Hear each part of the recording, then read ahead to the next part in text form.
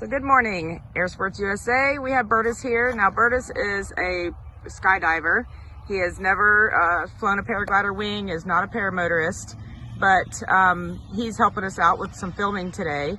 And as a non-paramotor paraglider guy, if you were to become or be interested in the sport, how do you think that this would help you with training, with all the stuff that goes on in paramotor training? Yeah, so as a complete, I would be a complete beginner. The way that, from what Mark explained to me, the way that he's broken the evolution of learning down into much more manageable little portions for a student without having the complexity of the motor and the wing and not tipping over.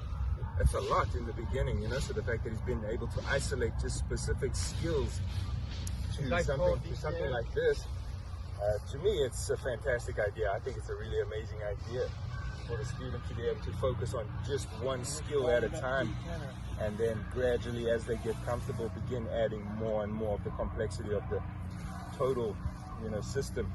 So I think it's a fantastic idea. It's really innovative. Mark's he's a cool guy, and I enjoy watching the thinking, and I think it's amazing. So you've been at the hangar, so this is just one aspect of the training series that Mark is developing.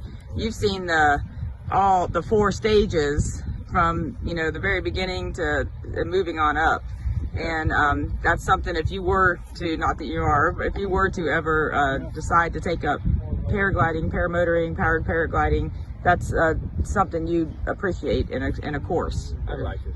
I really like the idea. I'm a big fan of having a student learn gradually in stages as much as possible. You have a much safer student, you have a much more competent student, you avoid injuries or anything else that could go wrong. Damage to the props gear, and all that. Which is extremely expensive. So being able to limit and mitigate all of that is fantastic. So I think it's really cool. Well, we appreciate you. Bertus was out here filming on his one wheel, and so he's pretty agile when it comes to that. I would have been flat on my face.